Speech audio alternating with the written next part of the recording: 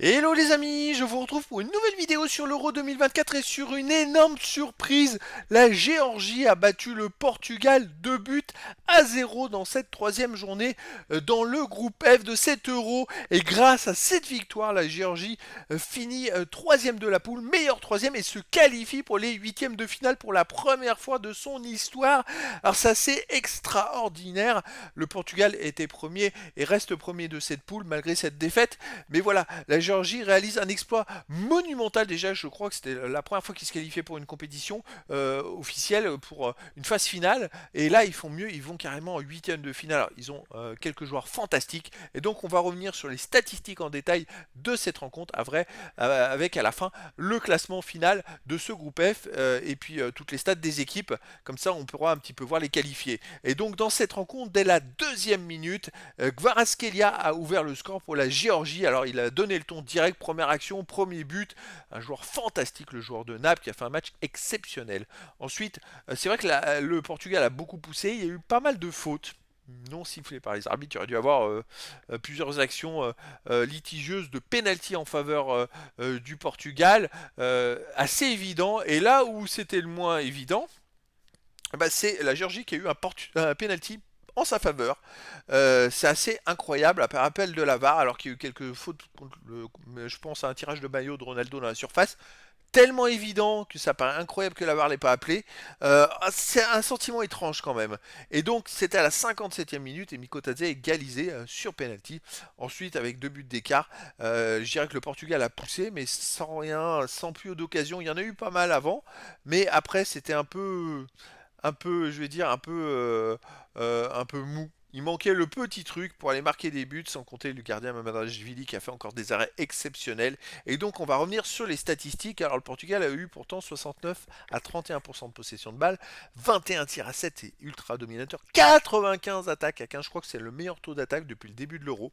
11 corners à 1, pareil, 90% de passes réussies à 74, 703 passes tentées à 280, 43 ballons récupérés à 41. Ils ont trouvé le moyen de récupérer plus de ballons que la Géorgie, alors qu'ils ont touché 3 fois plus de ballons. C'est fou comme stat. 1 hors-jeu à 0, les arrêts 5 pour la Géorgie, 1 pour le Portugal. J'ai pas les distances. Les jaunes 1 pour la Géorgie. La Géorgie qui a fait beaucoup de fautes d'anti-jeu n'a eu qu'un seul carton jaune et 3 jaunes pour le Portugal. Alors, j'ai pas les autres stats, mais il me semble qu'il y a eu des. Peut-être après le match. Bon, en tout cas, ça sera à voir. Il me semble qu'il y avait peut-être eu un carton jaune aussi juste après le match. Quelqu'un qui avait râlé. Bon. Alors, en attaque, les buts, deux buts dans la surface, puisqu'il y a eu ce penalty et ce but de Kvaratskhelia. Les tirs, 7 pour la Géorgie, 3 cadrés. Pour le Portugal, 21 tirs seulement, 5 tirs cadrés. C'est-à-dire qu'en tirant 3 fois plus, ils ont fait que 2 tirs cadrés de plus, le Portugal. Et c'est ça qui blesse, et c'est pour ça qu'ils n'ont pas réussi à marquer. Quand on tire autant, il faut cadrer. Ça finit par rentrer. S'ils avaient cadré autant de tirs proportionnellement que le Portugal, ils en auraient cadré 10. J'ai du mal à croire qu'ils n'auraient pas marqué un but en 10 tirs. Alors après, les attaques, bon, ils ont ultra dominé. Les dribbles 21-19 pour le Portugal. Les courses d'entière offensives 3-9 pour le Portugal. Vers le camp adverse 24-4 pour le Portugal. Et dans la surface de réparation 4-3 pour la Géorgie. Les pourcentages de passes, pourcentage de possession, stade donc de distribution. Alors, comme on l'a vu, grosse domination du Portugal. Sur les passes courtes, 205 à 65 pour le Portugal. Passe moyenne 379 à 124. Passe longue 50 à 20. Passe arrière 139 à 48. Passe à gauche 139 à 47. Et passe à droite 162 à 52. C'est une ultra domination à la passe du Portugal. Les coups francs 11 à 6 pour la Géorgie. Les passes dans la surface de réparation 14 à 3 pour le Portugal. Les centres 1 sur 7 pour la Géorgie et 6 sur 37 pour le Portugal. Ils n'ont pas un beau taux, mais alors ils en ont fait 37 les Portugais, c'est un truc de fou. Les ballons récupérés, bon un peu plus pour le Portugal. Les comptes 7 pour la Géorgie, 1 pour le Portugal, donc un penalty concédé par le Portugal. Les tacs 14 pour la Géorgie, 9 réussis, 5 ratés. Un gros taux de réussite au tacle. Le Portugal 18, 6 réussis, 12 ratés. Et les dégagements 17 sur 30 pour la Géorgie, 4 sur 7 pour le Portugal qui a très peu dégagé de ballon vu qu'ils ont ultra dominé le match. Les stats de gardien, bon, clean sheet pour le gardien de la Géorgie qui a fait un match formidable, il fait 5 arrêts à 1 quand même, hein. C'est très fort. Sinon pour les fautes, vous voyez, la Géorgie n'a eu que 6 fautes de sifflet, ça c'est assez hallucinant avec un jaune. Le Portugal 11 fautes, 3 jaunes. Il y a eu quand même beaucoup de fautes non sifflées de la part de la Géorgie, des fautes d'anti-jeu sur des tirages de maillot, sur des petits croche-pattes. Voilà, bon, c'est un peu limite quand même, hein.